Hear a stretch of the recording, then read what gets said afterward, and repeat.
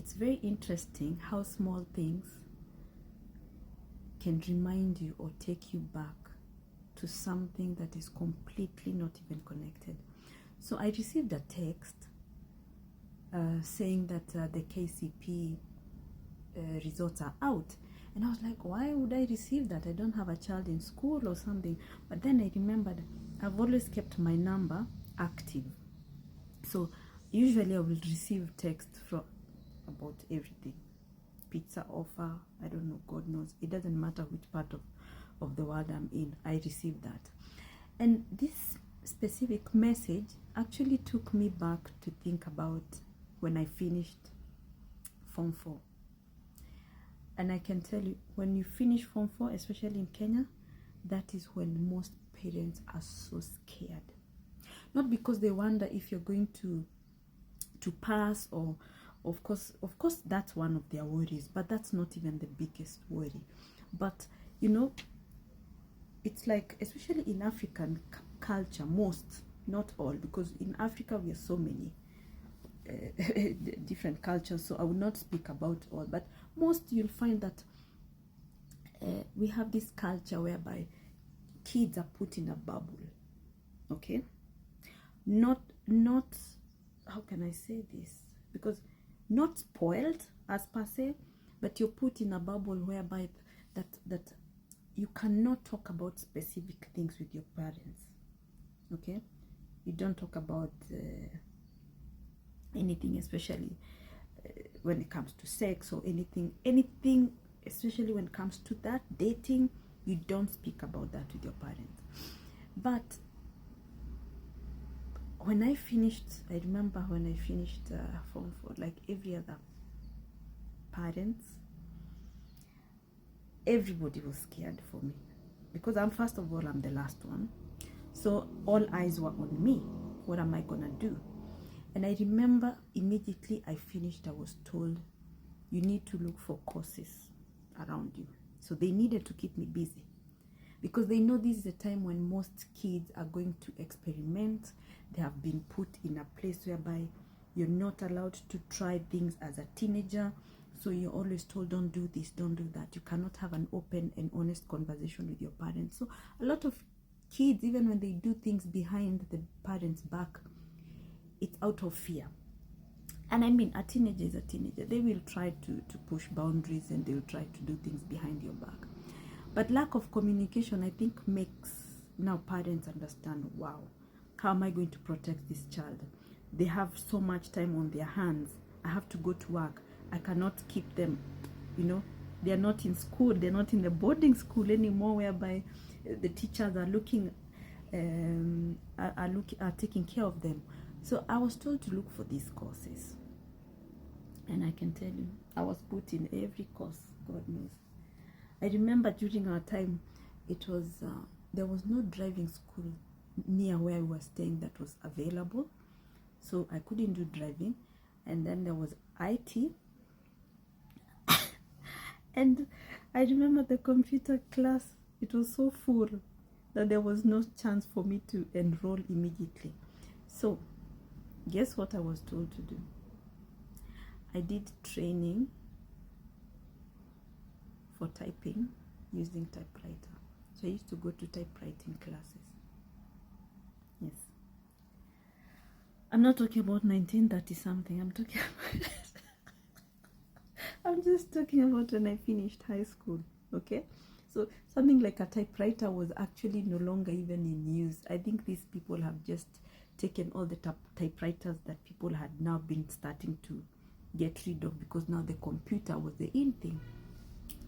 But the bottom line is,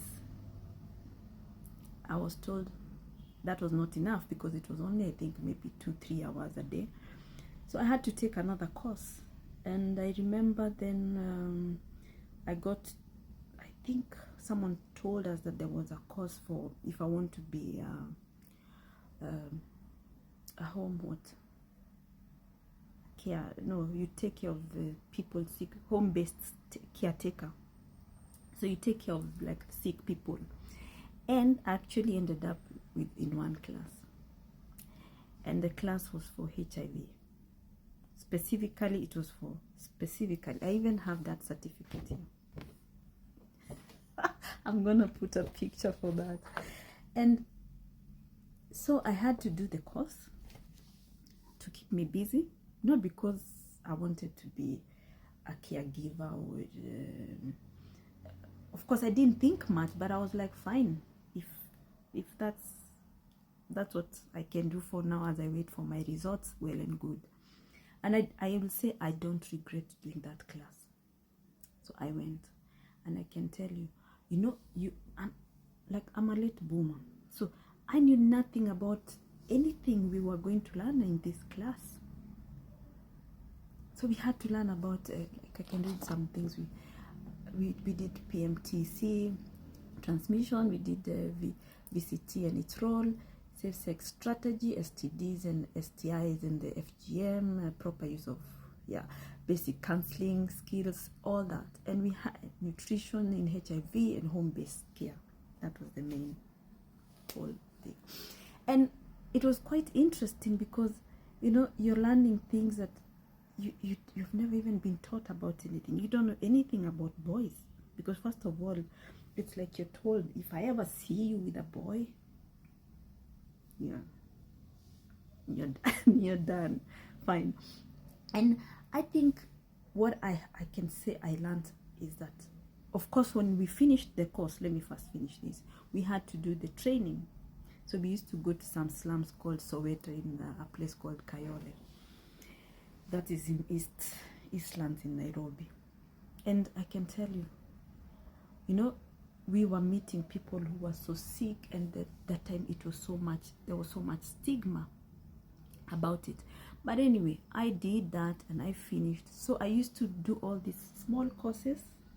So the whole day I was occupied, because parents are scared that children are going to be on their own. But you know what I think I can say that we forget that if the earlier that we are open and having an open and honest conversation with our children, the more open they will be. And it is true, a lot of kids or a lot of teenagers get pregnant immediately after high school.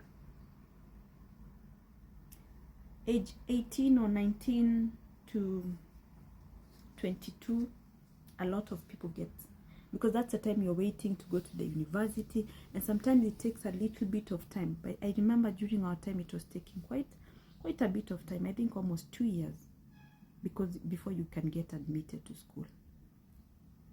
But I don't think we have to wait until when kids are 18 to talk about some of these things. I think the earlier the better. It's a very uncomfortable conversation, I can imagine. That's a conversation I can't even have with my mother, even today. But I think that parents should talk about it. And can you imagine?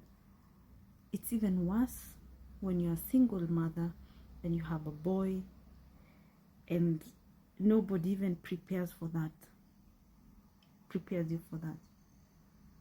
So I think it's the high time we open a conversation and stop protecting our children from the uncomfortable talk, because either way it will happen.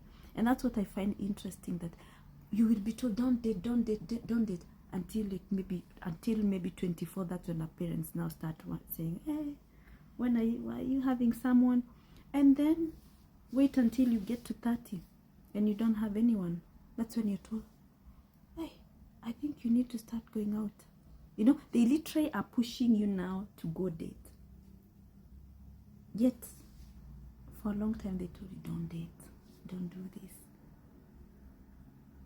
They don't talk about boys. That's a conversation you can't even have with most parents. Today, maybe it's a little bit different, but still, most parents find it very uncomfortable. And I can tell you, this December, there's so many parents that are going to use thousands and thousands of money taking their children to camps, to centers, to talk about things that themselves are not able to talk about. This is a conversation that should be started as early as 13 years, as early as 12 years. That's all I